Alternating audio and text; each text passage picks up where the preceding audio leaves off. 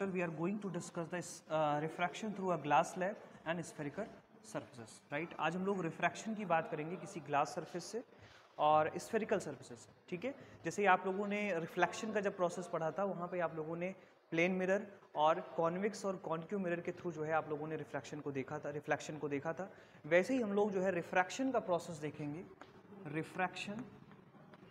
Refraction में हम लोगों ने क्या क्या डिस्कस कर लिया? हम लोगों ने ये डिस्कस किया कि रिफ्रैक्शन क्या होता है, what is the law of refraction, what is the meaning of denser and rarer medium, and why the process of refraction occur, and what is the meaning of refraction, that is इसका क्या मतलब है कि जब light की रे एक medium से दूसरे मीडियम में आती है तो अपने एक्चुअल पाथ से डेविएट हो जाती है।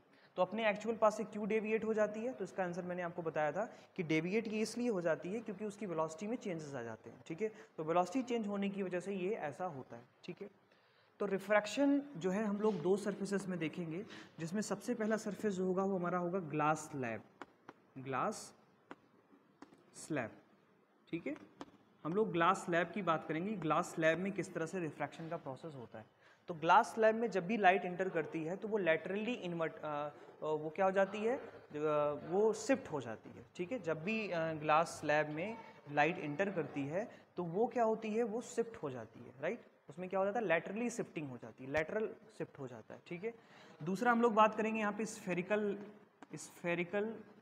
ट्रांसपेरेंट मीडियम की बात करेंगे, जिसमें हम लोग या स्फेरिकल सरफेसेस की बात करेंगे या स्फेरिकल ट्रांसपेरेंट सरफेस की बात करेंगे, ट्रांसपेरेंट सरफेस की बात करेंगे, जिसमें हम लोग दो सरफेस की बात करेंगे। पहला सरफेस जो होगा वो हमारा होगा कॉन्वेक्स और दूसरा जो हमारा होगा वो होगा कॉन्केव, ठीक है। तो इन ट्रांसपेरेंट स्फेरिकल सरफेसेस को हम एक नया नाम देते हैं, उसका नाम हम लोग रखते हैं लेंस। क्या नाम रखते हैं? लेंस। तो यहाँ पे इसको हम लोग कहेंगे कॉन्वेक्स लेंस और इसे हम लोग कहेंगे कॉन्केव लेंस, ठीक है।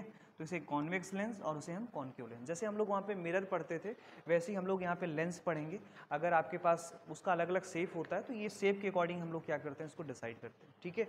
सो ये हमारा है रिफ्रैक्शन में सबसे पहले हम लोग ग्लास स्लैब को देखते हैं कि ग्लास स्लैब में किस तरह से रिफ्रैक्शन होता है, ठीक है। So let us discuss that refraction through a glass slab. तो सबसे पहले ग्लास स्लैब क्या होता है इसकी बात करेंगे, रिफ्रैक्शन थ्रू ग्लास स्लैब, ठीक है। अब ये स्लैब क्या होता है? तो एक रेक्टेंगल पीस ऑफ ग्लास जो होता है उसे हम लोग क्या कहते हैं, ग्लास स्लैब कहते हैं। तो ये क्या होना चाहिए, प्लेन होना चाहिए, खुरदुरा नहीं होना चाहिए, रफ नहीं होना चाहिए, बिल्कुल से क्या होना चाहिए, ये बिल्कुल से प्लेन होना चाहिए। और ये कैसा होना चाहिए, ये रेक्टेंगुलर होना चाहिए। कैसा होना चाहिए? रेक्टेंगुलर होना चाहिए। क्या होना चाहिए? रेक्टेंगुलर होना चाहिए। बात समझ में आ गई? तो एक rectangular plane transparent medium is known as the या transparent surface is known as the glass slab. क्या कहते हैं? ग्लास स्लैब कहते हैं। तो अब ये जो आपके पास ये ट्रांसपेरेंट रेक्टेंगुलर ग्लास स्लैब है, इसको हम लोग अगर 2 डायमेंशन में बनाएं तो हमें कुछ ऐसा दिखेगा, राइट। ध्यान से समझिएगा, इसका एक सरफेस हम लोग ऐसा जो है ड्रॉ कर लेते हैं। देखिए इस तरह से हमने इसके सरफेस को क्या कर लिया, ड्रॉ कर लिया, ठीक है। ये आपके पास क्या है, ग्लास है, दिस इज द ग्लास, ठीक है।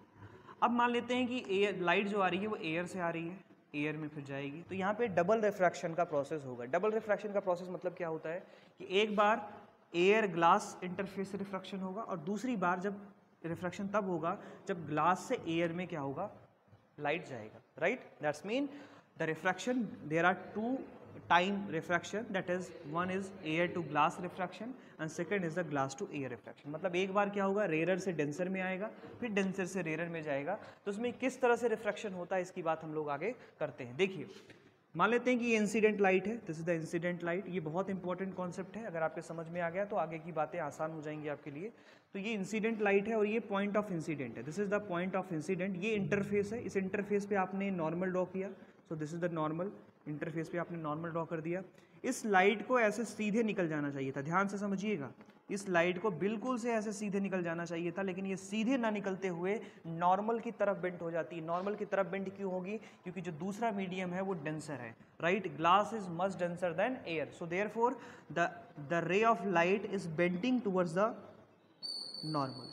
ये दूर नहीं जाएगी, बेंट हो जाएगी। मतलब ये एंगल ऑफ इंसिडेंट हो गया, ध्यान से समझिएगा, ये एंगल ऑफ इंसिडेंट हो गया, ये एंगल ऑफ रिफ्रैक्शन हो गया, इसको आप R1 मान लीजिए। ये हो गया angle of refraction, this is the angle of refraction. अब ये जो यहाँ पे देखो, आप ध्यान से मेरी बात समझिएगा, ये लाइट की रे ऐसे आ रही है, अब यहाँ पे देखिए, अब ये ग्लास से एयर इंटरफेस में जा रही है, कहाँ पे जा रही है, ग्लास से एयर इंटरफेस पे जा रही है। तो अगर मैं इस सेकंड वाली रे को यहाँ पे देखूँ तो ग्लास इंटरफेस पे ये पॉइंट ऑफ इंसिडेंट हो गया, मैं इस पे नॉर्मल बना देता हूँ तो ये नॉर्मल हो गया। इस लाइट को जो है ऐसे निकलना चाहिए था, लेकिन होता क्या है, क्योंकि ये अब रेयर मीडियम में जा रही है तो ये नॉर्मल से क्या होगी, दूर हटेगी। तो नॉर्मल ऐसे बनाया है, जाना चाहिए था इसको ऐसे, लेकिन ये नॉर्मल से दूर हटेगी और बिल्कुल से ये जो पहले वाली रे थी इसके पैरेलल हो जाएगी। ध्यान से मेरी बात समझिएगा। ये जो एंगल होता है, इस एंगल को हम लोग कहते हैं एंगल ऑफ इमर्जेंट। क्या कहते हैं, एंगल ऑफ इमर्जेंट। और ये वाला जो एंगल होता है इसे कहते हैं refraction through the second surface, right, refraction through the second surface. I hope आपको दिखाई दे रहा होगा, ठीक है। इस फिगर को मैं थोड़ा और बड़ा बना देता हूँ ताकि आपको और अच्छे से समझ में आए, क्योंकि इसमें बहुत छोटा बन जा रहा है। तो देखिए मैं इस फिगर को थोड़ा और बड़ा बना रहा हूँ। तो मान लीजिए ये आपके पास इंटरफेस है, इतना बड़ा मैं बना दे रहा हूँ ताकि और अच्छे से समझ में आए। ये इंसिडेंट रे हो गई, ये नॉर्मल हो गया, ठीक है।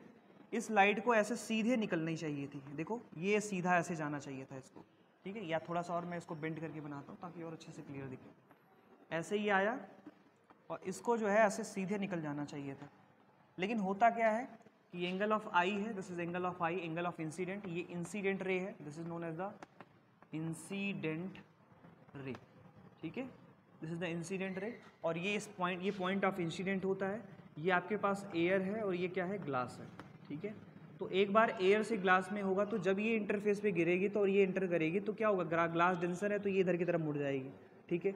और लाइट गिरे इस तरह से मुड़ने के बाद यहाँ पे आके गिरेगी, ठीक है। तो ये हो गया एंगल ऑफ आर, इसको आप R1 मान लीजिए। क्या मान लेंगे, R1। क्या मानेंगे, R1, that is the angle of refraction through the air glass surface. तो एयर ग्लास सरफेस से जो रिफ्रैक्शन हुआ उसमें एंगल ऑफ रिफ्रैक्शन जो है वो क्या है, आपका R1 है। अब ये जो रे आ रही है वो यहाँ पर गिरेगी और ये ग्लास टू एयर, अब क्या करेगी, ग्लास टू एयर में जाएगी। तो जब ग्लास से एयर में जाएगी तो बेटा ये ग्लास टू एयर इंटरफेस के लिए पॉइंट ऑफ इंसिडेंट इस तरह से आपने इसमें नॉर्मल बनाया, इसको जो है ऐसे निकल जाना चाहिए था, लेकिन क्योंकि ये डेंसर मीडियम में जा रही है तो डेंसर मीडियम में जाने पे क्या होती है, नॉर्मल से दूर हटती है। तो देखिए नॉर्मल तो ये है आपका, तो अब ये लाइट की रे जो होगी नॉर्मल से दूर हटेगी और बिल्कुल से ये पैरेलल हो जाएगी पहले वाली रे की। जो रे ऐसे आ रही थी ना, अब इसके क्या हो जाएगी, बिल्कुल पैरेलल हो जाएगी। तो आप देखते हैं कि जो ये रे आ रही थी इससे ये वाली जो इमर्जेंट रे है, ये वाले एंगल को हम लोग कहते हैं एंगल ऑफ इमर्जेंट। क्या कहते हैं, एंगल ऑफ इमर्जेंट। तो ये ऑफ एंगल ऑफ इमर्जेंट हो गया, ये है आपके पास R2, ठीक है। और ज्योमेट्री से हम लोग ये प्रूव कर सकते हैं कि angle of R1 will be equal to the angle of R2 और angle of I will be angle of क्या, R, ठीक है। Angle of I is equal to angle of emergent I, E। तो ये एंगल और ये angle आपस में बराबर होंगे और ये वाला एंगल और ये वाला एंगल आपस में क्या होगा, बराबर होगा। तो आप देख रहे हैं कि जो ये एक्चुअल लाइट आ रही थी, अब जो यहाँ से इमर्जेंट रे है, ये दोनों क्या हो गई, शिफ्ट हो गई। तो आप देखते हैं कि d डिस्टेंस क्या हो गई, ये शिफ्ट हो गई। इसे कहते हैं लैटरल शिफ्ट। क्या कहते हैं, लैटरल शिफ्ट। तो आप कंक्लूजन आप याद कर लीजिए कि when a ray of light passing through a glass slab then it laterally shift by some distance, right, जिसको हम लोग क्या कहते हैं, लैटरल डिस्प्लेसमेंट कहते हैं। क्या कहते हैं इसको हम लोग, लैटरल डिस्प्लेसमेंट कहते हैं। आई होप ये बात आपकी समझ में आ गई होगी कि ग्लास स्लैब में किस तरह से रिफ्रैक्शन होता है, ठीक है। I hope it will be clear for you. Right, now next हम लोग अगले टॉपिक पे आते हैं जिसमें हम लोग बात करेंगे स्फेरिकल लेंसेज की, कि स्फेरिकल लेंसेज क्या होते हैं, उसमें क्या क्या अलग अलग टर्मिनोलॉजी होती है। तो देखिए बेसिकली स्फेरिकल लेंस जो है, ग्लास का ट्रांसपेरेंट मीडियम हमारे पास होता है, ग्लास का ट्रांसपेरेंट मीडियम होता है। हम लोग क्या करते हैं, इसको कुछ इस तरह से कट कर लेते हैं, या इसको जो है हम फिर क्या करते हैं, इस तरह से कट कर लेते हैं, या फिर हम लोग जो है इसको इस तरह से कट कर लेते हैं। तो इस ग्लास में से इसको हम क्या करते हैं, कट करके निकाल लेते हैं। तो कट करके जब हम लोग निकालते हैं तो हमारे पास कुछ शेप ऐसा मिलता है। अगर आपको शेप कुछ इस तरह से मिल रहा है, ध्यान से मेरी बात समझिएगा, ये ग्लास है और ये ट्रांसपेरेंट है, इसमें लाइट इंटर कर सकती है। देखिए ऐसे, इसको आप टच करके भी बता सकते हैं। तो ये जो है इसको हम लोग कहते हैं कॉन्वेक्स। क्या कहते हैं, कॉन्वेक्स लेंस। क्या कहते हैं बेटा, कॉन्वेक्स लेंस। इसको कॉन्वेक्स लेंस क्यों कहते हैं, तो इसकी पहचान क्या है, इसके सेंटर में क्या होगा, थिक होगा। इसका जो सेंटर होगा वो थिक होगा। ध्यान से समझिए, अगर इसको मैं दो पार्ट में डिवाइड कर दूँ तो इसका जो सेंटर होगा वो क्या होगा, थिक होगा, और इसके जो कॉर्नर्स होंगे वो क्या होंगे, थिन होंगे। Okay, so a spherical lens which is thick at the centre, thick at the mid and thin at the corner, then such type of lens is known as the convex lens. Similarly, we can say that a lens, a spherical lens, spherical transparent medium which is thin at the between corners, या कह सकते हैं कि ये अगर बीच में thin है between the thin है और कॉर्नर पे थिक है, तो ऐसे लेंस को हम लोग कहते हैं, क्या कहते हैं, कॉनकेव लेंस कहते हैं। क्या कहते हैं, कॉनकेव लेंस कहते हैं। तो ये आपके पास कॉन्वेक्स लेंस हो गया, जिसे हम कहते हैं कॉनकेव लेंस कहते हैं। क्या कहते हैं, कॉनकेव लेंस। अब ध्यान से समझिएगा, जब लाइट की रे हम लोग पैरेलल पे डालते हैं तो कॉनकेव लेंस, कॉन्वेक्स लेंस की टेंडेंसी होती है कि लाइट को क्या कर देता है, एक पॉइंट पे मिला देता है ना, क्योंकि लाइट इसके अंदर से एंटर कर सकती है, तो लाइट इसके अंदर से होकर के आती है और एक पॉइंट पे जाकर के मिल जाती है। और जब हम लोग कॉनकेव की बात करते हैं तो कॉनकेव पे जब रे ऑफ लाइट आती है तो ये क्या करती है, इसको इस तरह से फैला देती है, डाइवर्ज कर देती है। तो जो कॉन्वेक्स लेंस होता है वो लाइट जो पैरेलल राइट आ रही होती है उनको एक जगह पे मिला देता है, इसलिए कॉन्वेक्स लेंस को हम लोग कन्वर्जिंग लेंस भी कहते हैं। क्या कहते हैं, कन्वर्जिंग लेंस। क्या कहते हैं बेटा, कन्वर्जिंग लेंस कहते हैं। और क्योंकि इसमें लाइट फैल जा रही है अलग अलग डायरेक्शंस में, इसलिए इसको हम क्या कहते हैं, डाइवर्जिंग लेंस कहते हैं। क्या कहते हैं, डाइवर्जिंग लेंस कहते हैं।